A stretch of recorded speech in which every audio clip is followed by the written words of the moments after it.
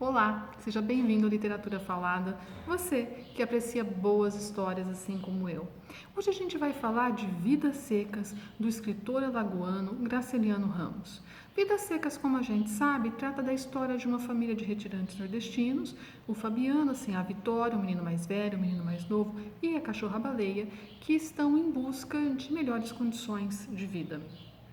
Como toda grande obra literária, Vidas Secas possibilita vários caminhos interpretativos, vários tipos de abordagem e, por causa disso, eu propus aqui um recorte bastante específico, que é o de discutir a organização dos 13 capítulos na composição do que eu chamo de inferno existencial que aprisiona a família de Fabiano e de Sinhá Vitória. Como eu disse, a Vidas Secas foi publicada em 1938 e esse livro conta com algumas curiosidades, né? Primeiramente, falta a história de Fabiano e sua família um enredo tradicional. Então, não é uma história que possui muitas peripécias narrativas, muitos acontecimentos, mudanças drásticas, né? Ele é uma obra que carece desse enredo tradicional.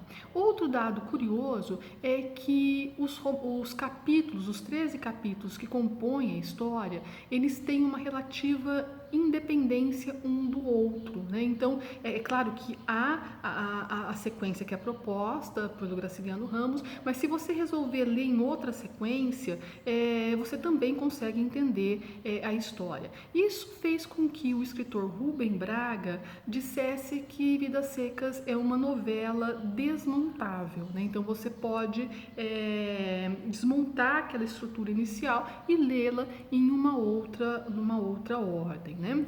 Aliás, a própria composição do livro não foi feita na sequência em que aparece para gente, né? Um dos primeiros capítulos, na verdade, o primeiro capítulo que Graciliano Ramos escreveu é aquele que dá conta da morte da cachorra-baleia, que é um dos últimos capítulos que aparece no livro. Ele escreveu esse capítulo no ano de 1937, um ano antes, portanto, de escrever o restante do livro, de terminar a composição do livro. E o capítulo foi publicado em um jornal. Como eu disse, no ano de 1937. Em uma carta que ele escreveu a João Condé em julho de 1944, ele fala justamente sobre isso. Eu vou disponibilizar aí para vocês para a gente ler junto. No começo de 1937, utilizei num conto a lembrança de um cachorro sacrificado na Maniçoba, interior de Pernambuco, há muitos anos. Transformei o velho Pedro Ferro, meu avô, no vaqueiro Fabiano. Minha avó tomou a figura de Sinhá Vitória. Meus tios pequenos, machos e fêmeas, reduziram-se a 2 meninos. Publicada a história, não comprei o jornal e fiquei 2 dias em casa, esperando que os meus amigos esquecessem Baleia. O conto me parecia infame e surpreendeu-me falarem dele. A princípio julguei que as referências fossem esculhambação, mas acabei aceitando como razoáveis o bicho, o matuto, a mulher e os garotos. Habituei-me tanto a eles que resolvi aproveitá-los de novo. Escrevi Sinhá Vitória, depois apareceu Cadeia, aí me veio a ideia de juntar as 5 personagens numa novela miúda, um casal, 2 crianças e uma cachorra, todos brutos, né? Mas, muito embora ele não tenha escrito o livro na ordem em que nos é proposta a leitura, a maneira como ele organizou os capítulos é por si só significativa na composição dos sentidos do texto. Vocês devem se lembrar, vou disponibilizar aí para vocês, os 13 capítulos que compõem o livro. Mudança, Fabiano, Cadeia, Sinhá Vitória, o menino mais novo, o menino mais velho, inverno, festa, baleia, contas, o soldado amarelo, o mundo coberto de penas, fuga. Vejam que o primeiro deles, Mudança, mostra a busca dessa família por um lugar onde possam ter uma vida melhor. Eles estão em mudança, eles mudaram de uma fazenda que não tinha mais possibilidade de oferecer qualquer condição para eles e estão em busca de um novo lugar. O último capítulo é a fuga do lugar onde eles encontraram quando eles se mudaram no início da narrativa. Ou seja, no fim dessa história, eles retornam à situação inicial de mudança, né? Uma nova mudança e uma nova tentativa de começo ou recomeço. Isso nos mostra que não há um fim, né, para a situação da família do Fabiano e que ela está presa numa espécie de ciclo de mudança e fuga, mudança e fuga, mudança e fuga. Sérgio Vicente Mota, no livro Engenho e Arte Narrativa, que eu estou mostrando para vocês aí agora a capa do livro, ele nos mostra que no centro desses 13 capítulos, cujo primeiro é mudança e o último é fuga, está o de título Inverno, que funciona como uma espécie de núcleo em torno do qual gravitam os outros capítulos. E eles podem ser compreendidos, percebidos como círculos delineados em torno desse capítulo central, que é o capítulo do inverno. Lembrando a vocês que é no inverno que chove no Nordeste. Então, a época das chuvas no Nordeste brasileiro é no inverno. Então, vejam que interessante. Você tem um ciclo de mudança e fuga que prende, né, no qual a família do Fabiano está presa, e no centro desse ciclo no qual eles estão presos, você tem o inverno, ou seja, você tem a época das chuvas. Tudo gira em torno das chuvas. Acompanhe aí os círculos que a gente pode traçar por meio dos capítulos. O primeiro, mudança e fuga, no centro, inverno. No segundo, Fabiano, o mundo coberto de penas. Terceiro, cadeia, o soldado amarelo.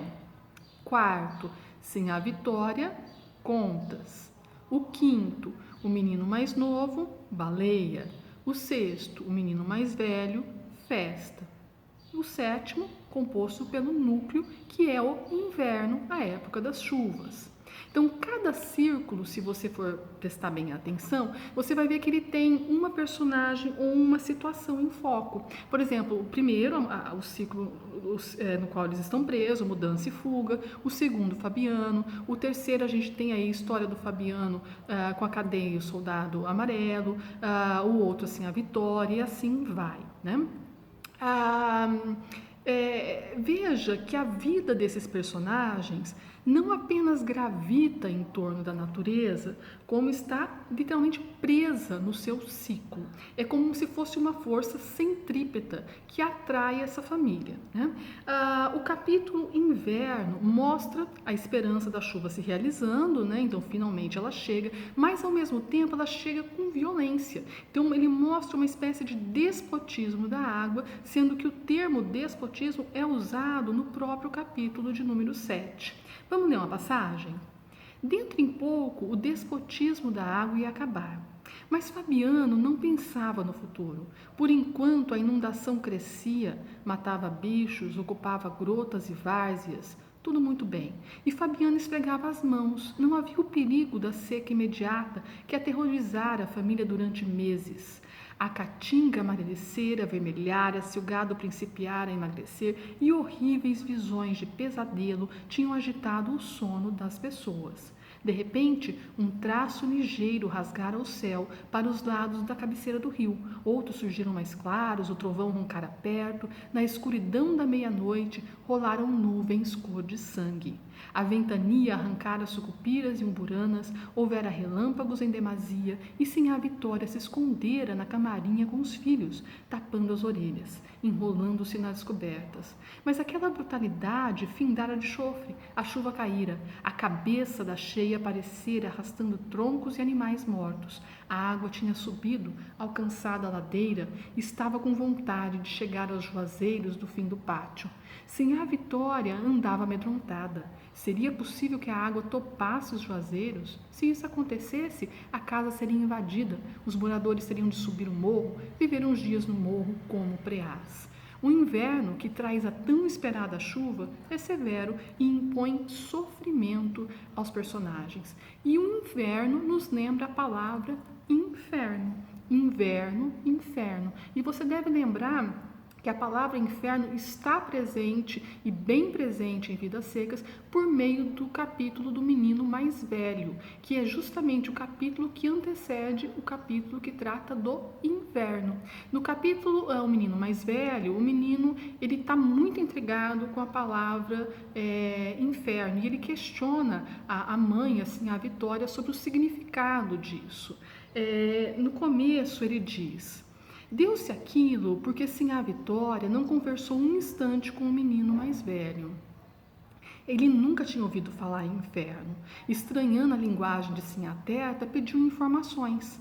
Sinhá Vitória, distraída, aludiu vagamente a certo lugar ruim demais e, como o filho exigisse uma descrição, encolheu de ombros.